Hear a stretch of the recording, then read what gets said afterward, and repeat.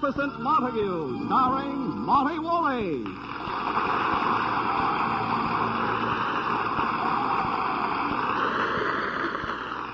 Yes, it's the Magnificent Montague, the Saturday night transcribed feature on NBC's All-Star Festival of Comedy, Music, Mystery, and Drama. Brought to you by Chesterfield, the cigarette that has for you what every smoker wants. Mildness plus no unpleasant aftertaste. The cigarette that brings you Bing Crosby and Bob Hope. By the makers of Anacin for fast relief from the pain of headache, neuritis, and neuralgia. And by RCA Victor, world leader in radio, first in recorded music, first in television.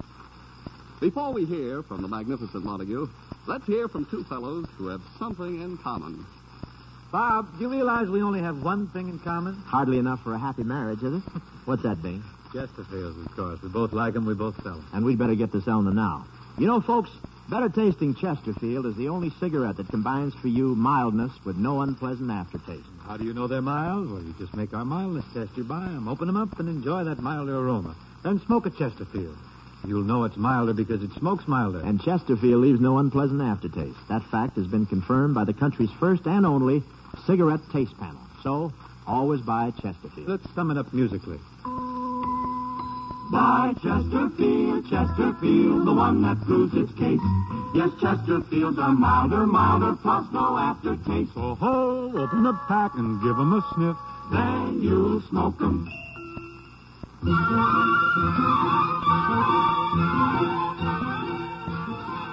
When Edwin the Magnificent Montague left the Shakespearean stage to become Uncle Goodhart, star of an afternoon radio program, he felt his downfall was complete. But today, with a radio salary check coming in regularly, good food on the table, his thoughts of ever returning to his beloved stage grow dimmer and dimmer. It is breakfast time in the Montague apartment. Lily, Edwin's wife and former leading lady, is setting the table, and Agnes, the Montague maid, is in the kitchen preparing the master's morning meal. Something is burning. What's that? Agnes! What is it, honey? Agnes, is something burning? I hear you. I asked, is something burning? What is it, honey? I couldn't hear you. I'm in the middle of cooking the Magnificent Monster's breakfast. Is something burning? Naturally, I said I was cooking his breakfast. Well, is his toast ready? Almost. It's on the floor. All I have to do is stamp out the flame. Agnes, I wish you'd pay a little more attention to Edwin's breakfast. It's his first meal. For 25 years, I've been trying to make it his last. Oh, now, really, Agnes. Oh, Edwin's coming. Now comes the throat warming up. Thank you, Mario Lanza. Good morning there. Something's burning. Well, just a toast. Oh, for a moment I thought Agnes got her head caught in the oven. If it happened to you, you could always grow another head. I would like to grow another foot, and I know just where I would put it. Oh, please, can't we have one morning without these arguments? Now bring in Edwin's breakfast. Okay. Wait till I put on my rubber gloves. Lily, Agnes looks a little run down. Why don't you take her down to a filling station for a spring checkup? Now, Edwin. Oh, nothing serious. Just have her oil changed and put some air in her head. Stop. Read the newspaper. Here's the drama section. Drama section? What possibly could be happening in the theater now that I'm not in it? Give me the radio section. There might be something about my Uncle Goodhart program. Here. After what the theater meant to us, how you could lose interest in it. Lily, the theater is dead. It is now nothing but a hobby for television actors. Right, Edwin. Read your radio section. I'll read the drama page. Edwin, listen. Something about Max Garland, who used to produce all your Shakespearean plays. The great impresario. What is Max the moron up to now? Listen, it says Max Garland, one of Broadway's most beloved producers. Beloved? That's a newspaper word for no talent. Has just been made casting director for Rodgers and Hammerstein. Well, they've seen their last hit. Oh, I'm so glad for Max. Listen to this. Garland is already at work choosing actors for the touring company of Rodgers and Hammerstein's great musical South Pacific. They're letting Max Garland pick a road company, eh? When he gets through, Rodgers and Hammerstein will have to hit the road. Lily, why are you wasting my time with these tidbits of trivia? Trivia? Edwin, the theater used to be our lives. When you took the job in radio, it was just something temporary until you could get a good role on the stage. Lily, the theater is dead. Let's face it. Radio's the coming thing. It's young and alive. Here's your breakfast, Henry Aldrich. Ah, really, Agnes? With meat prices the way they are, why don't you go out and have your tongue pickled? Edwin, you'll be late for your broadcast. Now, eat your breakfast. Yeah, eat your breakfast. I got a bet writing that says you can't get it down. Agnes, leave him alone. Edwin, eat your breakfast. Let Agnes eat it. You should live so long. Oh, this has been a great morning. Where's my hat? Goodbye, Lily. Edwin, won't you just phone Max and congratulate him? Lily, I'm through with the theater. Finished. Oh, by the way, catch my Uncle Goodhart program. Today, I nurse a Cocker Spaniel back to health. Then it opens its eyes and sees me. It's the best thing I've ever done. Goodbye. I gotta catch that program when the Cocker Spaniel opens its eyes and sees him. Should be interesting to listen to a dog go mad from coast to coast. Oh, Agnes. Do you realize what's happening to my husband? He's lost his interest in the theater. He's not planning on ever going back to it. That's the first good news the theater's had in years. Nonsense. If he was offered a good part in a play that would stimulate his interest, Agnes, where's my coat? Where are you going, To the honey? Rogers and Hammerstein office. I'm going to see Max Garland.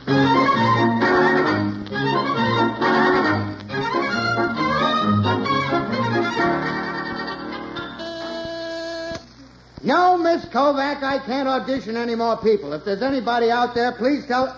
What? Who? Mrs. Montague? Send her right in. Gad, I haven't seen Lily. Lily! Hello, Max. Look at her, beautiful as ever. Who would think that for the last 25 years you've been married to the thing?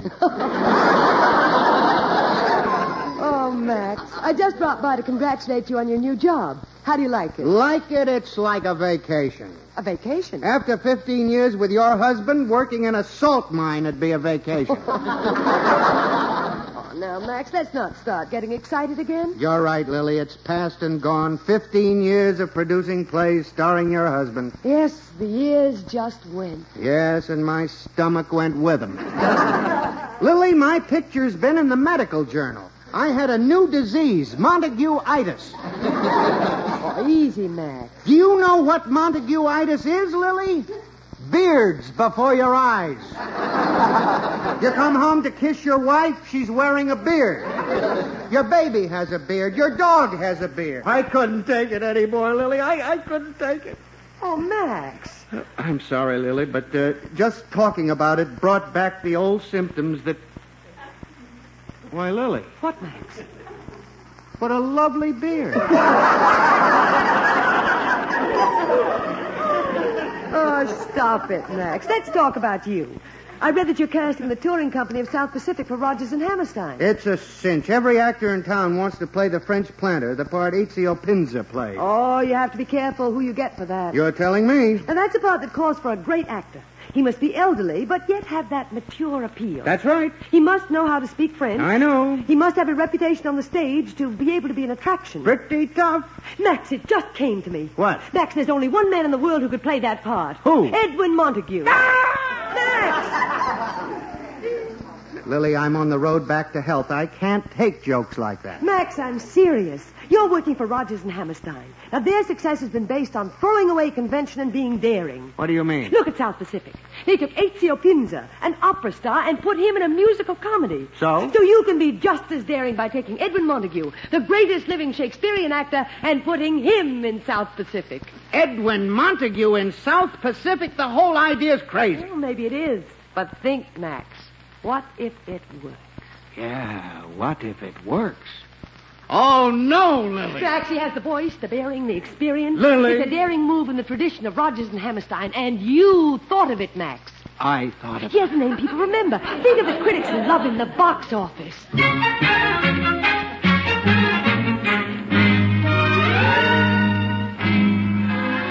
Coming. Oh, it's you. Hello, Agnes. Where's Lily? She's out. Where'd she go? Who knows? Reno, if she's smart. Agnes, why don't you surprise us for Mother's Day and quit? By the way, did you hear my Uncle Goodhart broadcast this afternoon? Yeah. I gotta admit, was sensational. Well, not bad, eh? That last speech, when the Cocker Spaniel opened his eyes. Now, you mean, life is back, little one. Once more to see the sun come up, the trees, the flowers, the open sky. That's it. Best speech I ever had to say. Oh, did you say it? I thought it was the Cocker Spaniel.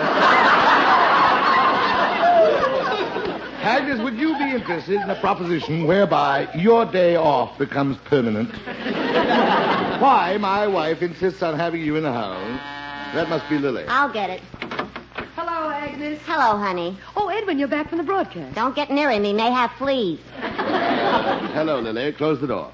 Wait. I have a surprise for you. A surprise? Yes. Come in, Max.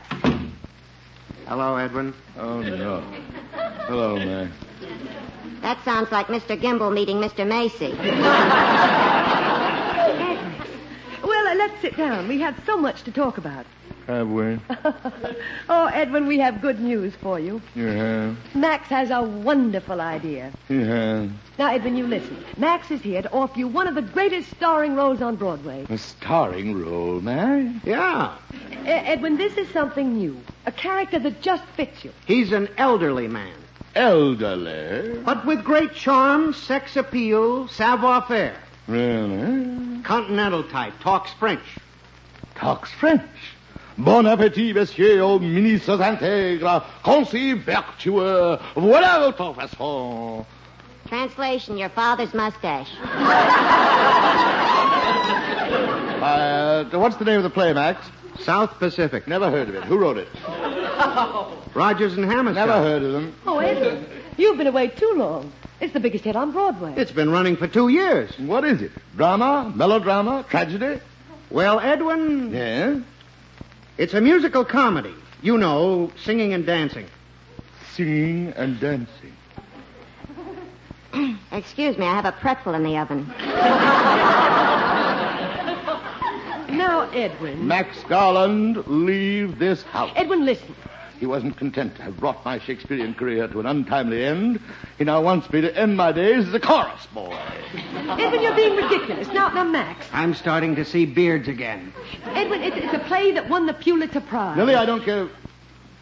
The Pulitzer Prize? Montague, it's a play with great depth and feeling. The part you play made Pinzer the biggest star on Broadway. God, if it made a star out of an opera singer, imagine what I could do with it when I give it the famous Montague touch. Better known as the kiss of death.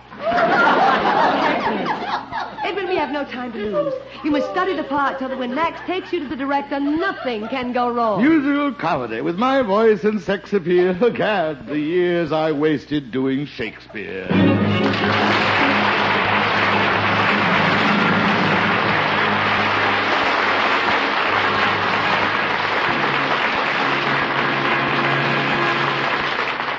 We'll be back with the magnificent Montague in just a moment. The next time you suffer from pains of headache, neuritis, and neuralgia, take Anacin. You'll bless the day you heard of this incredibly fast way to relieve these pains. Now, the reason Anacin is so wonderfully fast-acting and effective is this. Anacin is like a doctor's prescription. That is, Anacin contains not just one, but a combination of medically proven active ingredients in easy-to-take tablet form. Thousands of people have received envelopes containing Anacin tablets from their own dentist or physician, and in this way, discover the incredibly fast relief Anacin brings from pains of headache, neuritis, and neuralgia. So the next time a headache strikes, take Anacin for this wonderfully fast relief. Anacin, A-N-A-C-I-N. Anacin comes in handy boxes of 12 and 30, economical family-size bottles of 50 and 100. Get Anacin at any drug counter.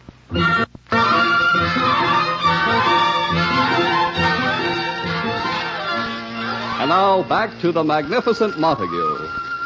Theatrical history is in the making. Montague, the bulwark of the Shakespearean theater, is preparing himself to take over the Ezio Pinza role of the French planter in South Pacific. He is rehearsing. Dites-moi, pourquoi la vie est belle? Dites-moi, pourquoi la vie est gaie? Dites-moi, pourquoi, chère mademoiselle, est-ce que, parce que vous Baby. Oh, Edwin, lovely. That was lovely, wasn't it, Agnes? Harry Como ain't gonna lose any sleep. Edwin, it sounds wonderful. It does, doesn't it? Why, at times you sound just like Pinza. When Pinza has laryngitis. Lily, call one of the elevator boys and have him walk Agnes. Now remember, Edwin, when Max takes you to meet Rogers and Hammerstein's director, Mr. Brooks, please... Oh, that's Max. I'll let him in. Hi, Max. Hello, Agnes. Hello, Max. Edwin already knows the part, even the songs. He does, huh? Would you like to hear me sing a few of the songs, Max? No. I'll hear you at the audition later. Sort of get it all in one lump. Well, we'd better get going. Is everything arranged, Max? Yeah, the director, Benton Brooks, is expecting us. He'll have a piano player there. I'll get it. The residence of Ezio Montague. Hello? Who? No kidding. When'd you get into town? Sure, come right up. Oh, stop that. All right, here. What? Can't you at least wait until you get up here? No, I won't run away. What a disgusting exhibition. Who was that, Agnes? Your father. Oh, no. What is he doing in town? Old Cyril Montague? Is he still around? He must be pushing 200. And a girl still isn't safe around him. Let's slip out the back door. Edwin, he's your father. And the retired and undefeated monarch of the Shakespearean stage. Let's get out of here. Lily, he just lives to make trouble for me. Edwin, I'd just like to stay and say hello to old Cyril. It'll be fun. Max, do you remember how much fun it was when he'd drop in the middle of our rehearsals, telling me how to act, you how to produce, the director how to direct? I remember. Where's the back door? Look, there he is. Oh, we're trapped. I'll get the door. Hello, Mr. Montague. Agnes, my passion flower. Come here, you lovely wench. Give me a kiss. Let me go. Oh, he pinched me. Hello, Dad. Gad, Lily, you get more ravishing every day. Kiss me, you little devil. Watch him, honey. He pinches like a lobster. Dad, you remember Max Garland? Hello, Cyril. Gad, Max, are you still alive? Yeah. Well, where's Edwin? Where's that boy of mine? Hello, Father.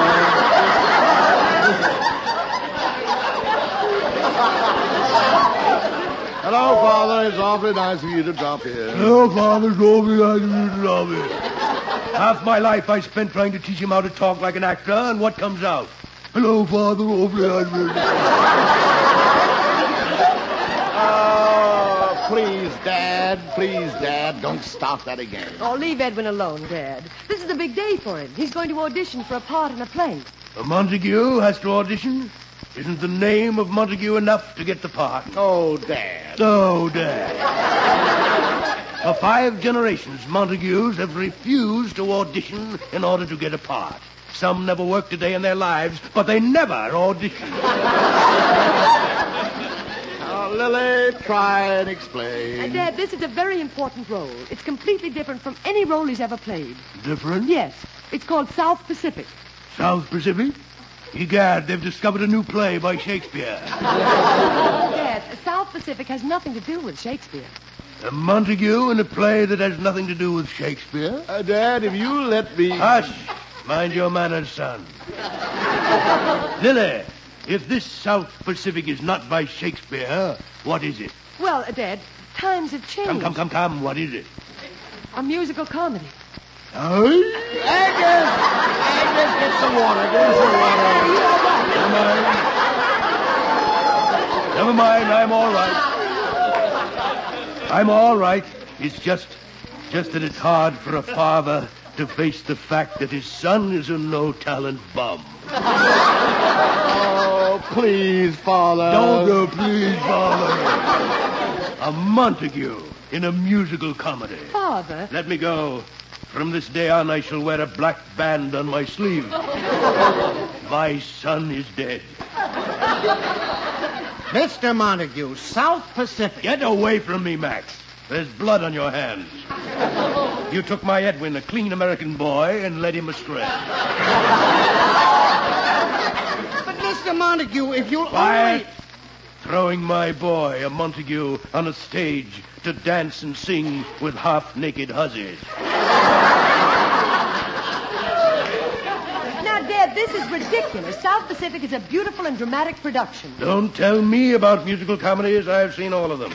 The Florodora Sextet, Madcap Mitzi, Sliding Billy Watson's Beef Trust Girls, Getting Gertie's Garter, those hussies in tights kicking and carrying on and...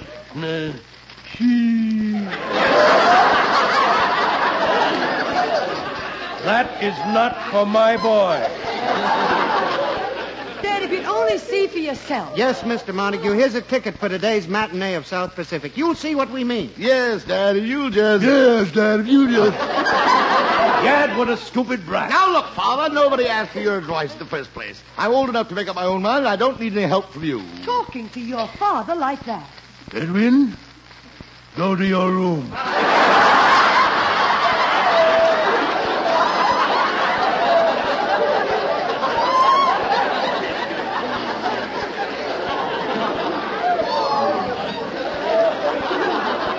Now, wait a minute. They're waiting to hear him audition. Let's go. Oh, believe me, Dad, it's the right thing for Edwin. Now, you take that ticket and see South Pacific. We'll meet you here for dinner. For 96 years, I've kept the name of Montague clean. And now my own son in a musical comedy.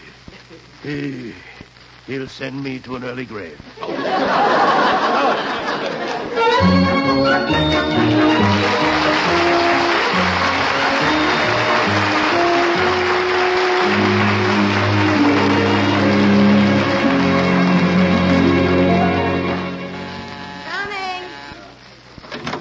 Back, huh? Yes, Agnes.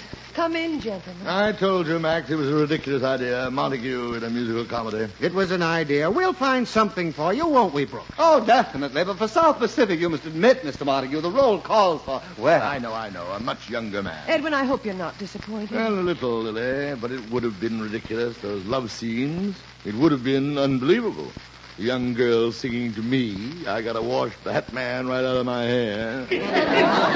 Awfully nice of you to invite me up for dinner to meet the great Cyril Montague. He was my boyhood idol. Well, Dad should be back from seeing South Pacific. Wait till you hear what he says about your South Pacific. He won't be your idol anymore. Dad's of the old school. And so am I, Lily. He's right. Montague means Shakespeare. That's the old man. Get ready for some snarling criticism. Hello, Dad. Some enchanted evening. You will meet a stranger. Dad, how'd you like the show? Valley High will call you. Valley High. Father, don't tell me you liked South Pacific. Liked it? It's the greatest show I've ever seen. And to think my son will star in it. That's just it, Dad. I'm not in it. You're not in it? You were right. Musical comedy isn't for me. Then what is for you? Heavens knows Shakespeare wasn't. I remember you. To be or not to be, that is the question of all. I still get nauseous when I think of it. Will you please stop? It wasn't because of my acting. I'm just too old for the part. Too old? An actor is never too old. Well, this particular part calls No matter what it calls for, it can be altered. Altered? Egad, I played Huckleberry Finn at the age of 63. I made a few slight changes. I merely made Huckleberry Finn a fun-loving middle-aged boy. That's nonsense. Nonsense, is it? But, Mr. Montague, South Pacific can't be changed now. Who is this man? Dad, this is Mr. Benton Brooks, who's directing the auditions for South Pacific. Mr. Montague, this is the proudest moment of my life. I never dreamed I'd ever meet my idol. Mr. Brooks, you have a very good show there. But if you'll step into Edwin's den with me for a few moments, I think I could show you with a few little changes. You'll excuse us, please. Of course, Dad. Gosh, who'd ever think I'd be talking to Cyril Montague? This way. Now take that sensible character. Oh, Edwin, your father just won't give up. Trying to change South Pacific. Oh. Lily, don't laugh. Oh, but Edwin, Brooks isn't going to change a play that's been a smash hit for years. That's not it, Lily. You realize what's happening? My father, first time in his life, is doing something for me. He's fighting for me. Lily, a thought just struck me. It frightens me. Well, what is it, Eddie? Lily, I think my father likes me. Oh. Of course he does. Here they come. Max, get Rogers and Hammerstein on the phone at once. But what? Don't ask questions. Get them on the phone. Mr. Montague, it's amazing that we never saw it that way. Well, you were so close to the play. What is it? Just 2 minutes with your father and I found out what was wrong with South Pacific. Something is wrong with South Pacific? Wrong? It's glaring. The central character, the French planter, is wrong. He should be an old hermit. That's me. The way the part is now, I'm not too old for it. The way the part is now, you're too young. Too young? But the way you describe the character... Well, there's only one man who could possibly play it. Younger than springtime. Oh, no, Father, you wouldn't take the part. He isn't getting it. I just phoned. The part's already been cast. Well, Father, aren't you ashamed of yourself? Edwin, it's time you learned. You come from an acting family, and to an actor, a good part is thicker than blood. That's my pop.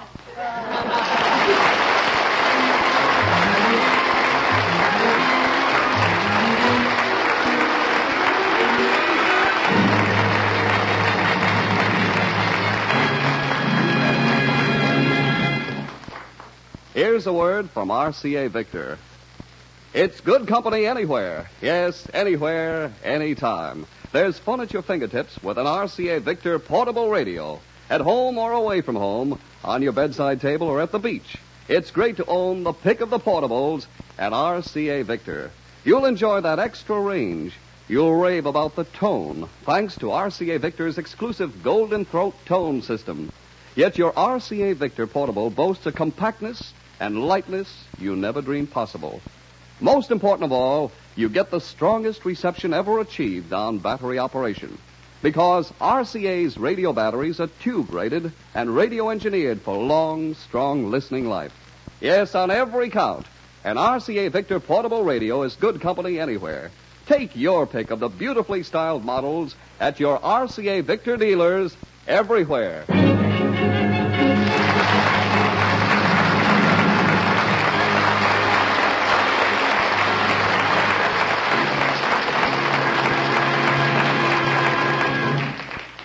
Listen again next week, friends, to The Magnificent Montague, the Saturday night transcribed feature on NBC's All-Star Festival of Comedy, Music, Mystery, and Drama. Brought to you by Chesterfield, the cigarette that has for you what every smoker wants. Mildness plus no unpleasant aftertaste. By Anacin for fast relief from pain of headache, neuritis, or neuralgia. And by RCA Victor, world leader in radio, first in recorded music, first in television. The Magnificent Montague was written by Nat Hiken and Billy Friedberg. Ann Seymour was Lily. Kurt Kelton was Agnes. Art Carney as Cyril. Also heard were Johnny Gibson and John Griggs. This is Don Pardo speaking.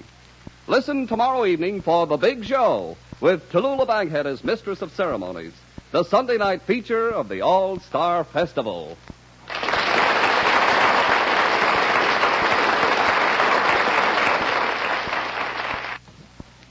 Tomorrow, Margaret Truman visits The Big Show. Next, your hit parade on NBC.